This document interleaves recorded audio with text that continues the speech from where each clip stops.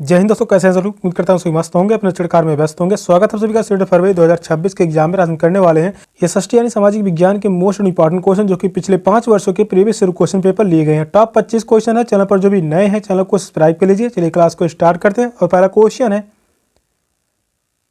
दिल्ली के सुल्तानों के शासनकाल में निम्नलिखित में से कौन सी एक प्रशासनिक भाषा थी? फारसी, हिंदी, अरबी, उर्दू। कौन सा ऑप्शन राइट है? क्वेश्चन इंपॉर्टेंट है। यह क्वेश्चन पूछा गया था 2024 में। इंपॉर्टेंट क्वेश्चन है। कथन में यह क्वेश्चन पूछा गया था।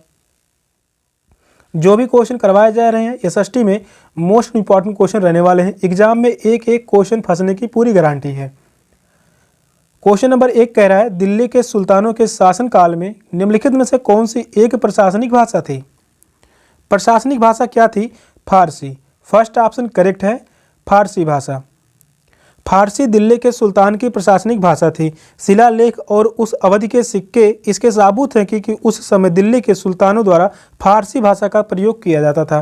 फर्स्ट ऑप्शन राइट है। नेक्स्ट क्वेश्चन है, बौद्ध धर्म में बोधिसत्व थे वे लोग जिन्होंने निर्माण यानी प्रबोध प्राप्त किया। चीनी बौद्ध तीर्थयात्री, बौद्ध विद्वान, बुद्ध की प्रतिमाएं। कौन सा ऑप्शन राइट है? क्वेश्चन नंबर 2 का राइट आंसर क्या होगा? बौद्ध धर्म में बोधिसत्व थे। बोधिसत्व क्या थे? वे लोग जिन्होंने निर्माण यानी प्रबोध प्राप्त किया। फर्स्ट ऑप्शन करेक्ट है। क्वेश्चन इंपॉर्टेंट है। वे लोग जिन्होंने निर्माण यानी प्रबोध प्राप्त किया वे बौद्ध धर्म में बोधिसत्व कहलाए। जिन्हें ज्ञान की प्राप्ति यानी सत्य की सिद्धि हो जाती थी वे बोधिसत्व माने जाते थे। जातक कथाएं बोधिसत्व के रूप में बुद्ध के पिछले जीवन की कुछ कथाओं का चित्रित करते हैं। जातक कथाएं, ये इंपॉर्टेंट है। जातक कथा किससे संबंधित है? यह जो है बौद्ध धर्म से संबंधित है। क्वेश्चन पूछा गया है। फर्स्ट ऑप्शन राइट है। नेक्स्ट क्वेश्चन है, चोल साम्राज्य में सभा का सदस्य बनने के लिए निम्नलिखित में से कौन सी एक शर्त नहीं थी? उनकी उम्र 25 से 70 वर्ष के बीच होनी चाहिए। उनके पास अपना घर होना चाहिए। उन्हें वेदों का ज्ञान होना चाहिए। उन्हें भूमि का स्वामी होना चाहिए जहां से भू राजस्व वसूला जाता है। कौन सा ऑप्शन करेक्ट है?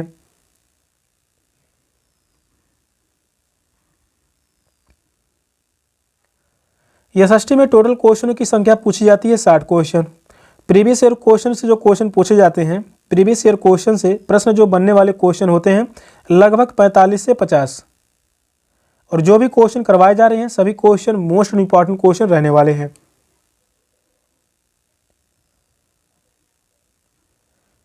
क्वेश्चन नंबर 3 का राइट आंसर क्या होगा? चोल साम्राज्य में सभा का सदस्य बनने के लिए निम्नलिखित में से कौन सी एक शर्त नहीं थी? उनकी उम्र 25 से वर्ष के बीच होनी चाहिए। यह एक शर्त नहीं थी। फर्स्ट ऑप्शन राइट है। उनके पास अपना घर होना चाहिए। यह शर्तें थी। उन्हें वेदों का ज्ञान होना चाहिए। यह भी शर्तें थी। उन्हें भूमि का स्वामी होना चाहिए जहां से भू राजस्व वसूला जाता है। यह भी शर्तें थी। फर्स्ट ऑप्शन राइट है, जो कि यह शर्तें नहीं थी। चोल साम्राज्य में सभा के सदस्यों की उम्र सीमा के 25 और 70 साल के बीच होती थी। यह जो है गलत होगा। फर्स्ट ऑप्शन राइट है। नेक्स्ट क्वेश्चन है, रॉलेट अधिनियम 1919 का विरोध किया गया था क्योंकि इसने मुसलमानों के लिए पृथक निर्वाचन क्षेत्रों का अधिकार प्रदान किया था। सेकंड ऑप्शन कह रहा है इसने भारतीयों के हथियार रखने पर रोक लगाई थी। थर्ड ऑप्शन है इसने अभिव्यक्ति की स्वतंत्रता जैसी मौलिक अधिकारों पर अंकुश लगाया तथा पुलिस को और अधिक अधिकार दिए गए। प्रांतों में द्वैध शासन लागू किया गया। कौन सा ऑप्शन राइट है?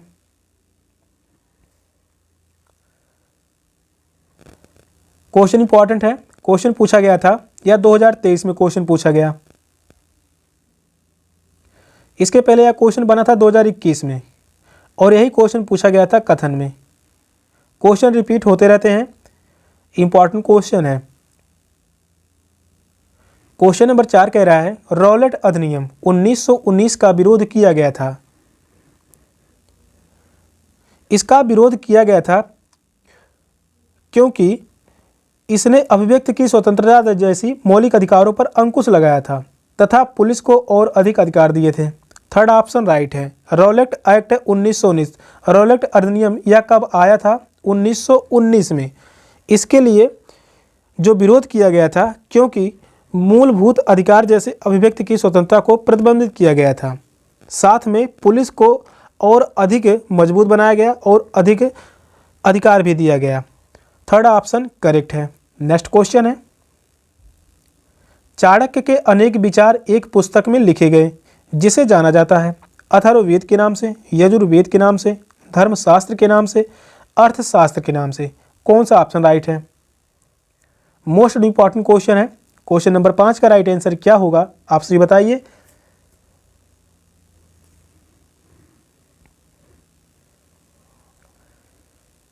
चाणक्य के अनेक विचार एक पुस्तक में लिखे गए जिसे जाना जाता था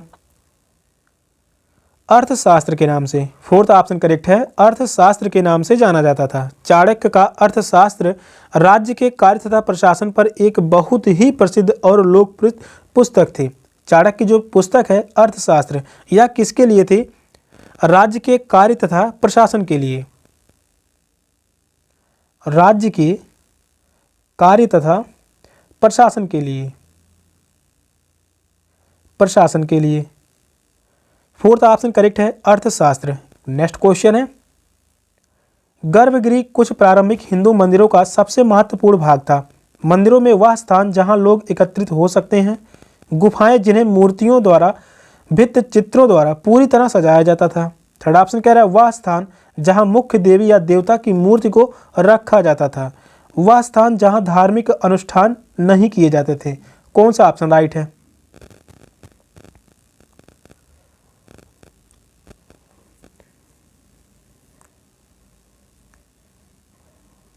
क्वेश्चन इंपॉर्टेंट है। क्वेश्चन नंबर 6 कह रहा है, गर्भगृह कुछ प्रारंभिक हिंदू मंदिरों का सबसे महत्वपूर्ण भाग था।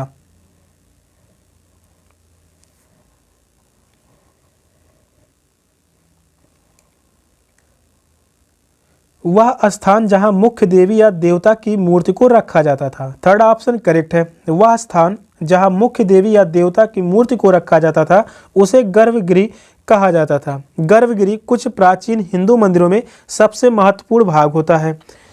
यह वह जगह होती है जहां मुख्य देवता की छवि को स्थापित किया जाता है। यहाँ पुजारी धार्मिक अनुष्ठान किया करते थे, साथ में भक्त देवता की पूजा करते थे।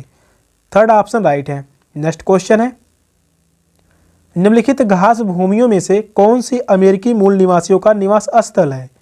Steppe, pampas, velds, prairie. कौन सा ऑप्शन राइट है?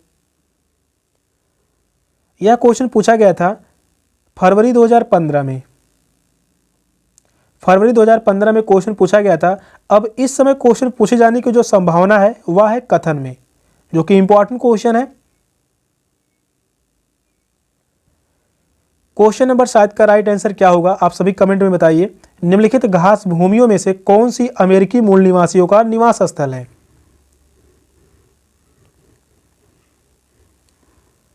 तो वह है प्रेरी घास का मैदान। फोर्थ ऑप्शन करेक्ट है, प्रेरी घास का मैदान। यह पाया जाता है अमेरिका में। अमेरिका में प्रेरी घास का मैदान पाया जाता है। बात कर ले स्टेपी। स्टेपी घास का मैदान पाया जाता है रूस में। स्टेपी घास का मैदान कहाँ पाया जाता है? यह रूस में पाया जाता है। बात कर ले पंपास। पंपास घास का मैदान यह दक्षिण अर्जेंटीना में पाया जाता है। दक्षिणी अर्जेंटीना, दक्षिणी अर्जेंटीना में पंपास घास का मैदान पाया जाता है। वेल्स घास का मैदान यह पाया जाता है अफ्रीका महाद्वीप में। यह पाया जाता है अफ्रीका महाद्वीप में। अफ्रीका महाद्वीप में पाया जाता है वेल्ड घास का मैदान। अमेरिका में पाया जाता है प्रेरी घास का मैदान। यह क्वेश्चन जो है जियोग्राफी यानी भूगोल से क्वेश्चन है, जो कि 15 से 20 क्वेश्चन पूछे जाते हैं सीट के एग्जाम में। फोर्थ ऑप्शन करेक्ट है। नेक्स्ट क्वेश्चन है, विशेष रूप से निर्मित तालाबों और पोखरों में मत्स्य पालन को जाना जाता है पिसीकल्चर के नाम से, हॉर्टिकल्चर के नाम से, सेरीकल्चर के नाम से, विटीकल्चर के नाम से। तो आपसे बताइए कौन सा ऑप्शन राइट है?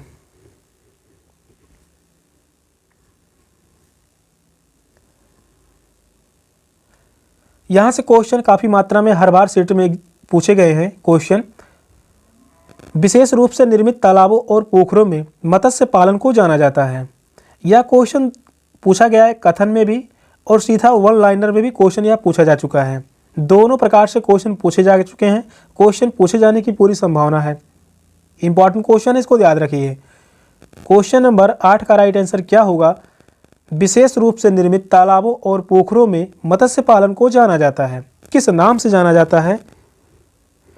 पिसीकल्चर के नाम से। फर्स्ट ऑप्शन करेक्ट है, पिसीकल्चर के नाम से। मत्स्य पालन को पिसीकल्चर के नाम से जाना जाता है। बात कर ले हॉर्टिकल्चर। हॉर्टिकल्चर को जाना जाता है फल, सब्जी या अनाज की खेती को। फल, सब्जी या अनाज की खेती को कहा जाता है हॉर्टिकल्चर। सेरीकल्चर इंपॉर्टेंट है। यह जाना जाता है रेशम उत्पादन को। रेशम उत्पादन को कहा जाता है सेरीकल्चर। विटीकल्चर। विटीकल्चर अंगूर की खेती को कहा जाता है। अंगूर की खेती को कहा जाता है।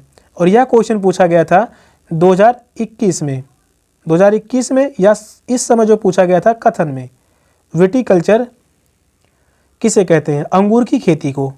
फर्स्ट ऑप्शन करेक्ट है, पिसीकल्चर। पिसीकल्चर जो है यह वाणिज्यिक उपयोग के लिए मछली पालन, विशेष रूप से निर्मित टैंक में अच्छी गुणवत्ता की मछलियों का प्रजनन किया जाता है।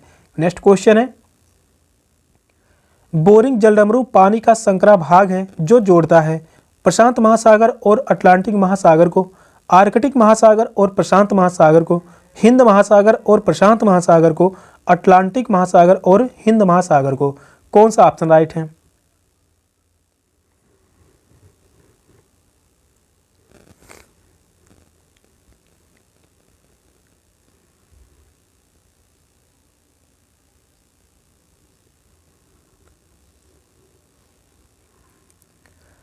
क्वेश्चन नंबर 9 का राइट आंसर क्या होगा? क्वेश्चन यह भी इंपॉर्टेंट है। बोरिंग जलडमरू पानी का संकरा भाग है जो जोड़ता है, या जोड़ता है आर्कटिक महासागर और प्रशांत महासागर को, आपस में जोड़ता है बोरिंग जलडमरू संकरा भाग। बोरिंग जलडमरू मध्य के उथले पानी के एक संकीर्ण जलमार्ग है जो आर्कटिक महासागर और प्रशांत महासागर को आपस में जोड़ने का कार्य करता है। सेकंड ऑप्शन करेक्ट है। नेक्स्ट क्वेश्चन है, 21 मार्च और 23 सितंबर को पूरी पृथ्वी पर दिन और रात बराबर होते हैं, इसका कारण क्या है? सूर्य की किरणें विषुवत वृत्त पर सीधी पड़ती हैं और इस स्थिति में कोई भी ध्रुव सूर्य की ओर झुका नहीं होता।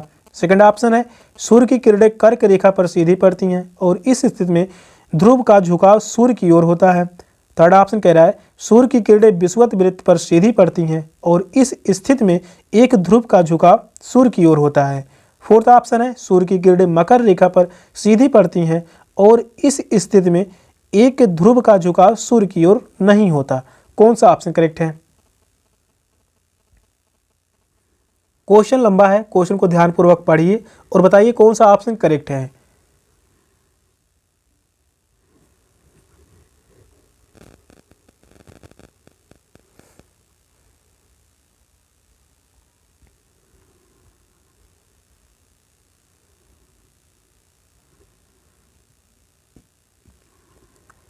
क्वेश्चन नंबर 10 कह रहा है 21 मार्च और 23 सितंबर को पूरी पृथ्वी पर दिन और रात बराबर होते हैं, इसका कारण है सूर्य की किरणें विषुवत वृत्त पर सीधी पड़ती हैं और इस स्थिति में कोई भी ध्रुव सूर्य की ओर झुका नहीं होता। फर्स्ट ऑप्शन करेक्ट है। विषुवत वृत्त की बात कर लें, विषुवत वृत्त क्या है? 0 अंश अक्षांश रेखा, इसे हम कहते हैं विषुवत रेखा या भूमध्य रेखा। विषुवत रेखा या भूमध्य रेखा 0 अंश अक्षांश रेखा को, 0 अंश अक्षांश के 23.5 अंश अक्षांश उत्तरी रेखा, इसे हम कहते हैं कर्क रेखा। 0 अंश अक्षांश के 23.5 अंश अक्षांश दक्षिणी रेखा, इसे कहा जाता है मकर रेखा। क्वेश्चन कह रहा था 21 मार्च और 23 सितंबर को पूरी पृथ्वी पर दिन और रात बराबर होते हैं, इसका कारण यही है सूर्य की किरणें विषुवत वृत्त पर सीधी पड़ती हैं और इस स्थिति में कोई भी ध्रुव सूर्य की ओर झुका नहीं होता। फर्स्ट ऑप्शन करेक्ट है। सेशन का लास्ट क्वेश्चन था। क्वेश्चन कैसे लगे कमेंट में जरूर बताइएगा। चैनल पर नए हैं, चैनल को सब्सक्राइब कर लीजिए। मिलते हैं फिर नेक्स्ट क्लास में, तब तक के लिए बाय बाय, टेक केयर, जय हिंद।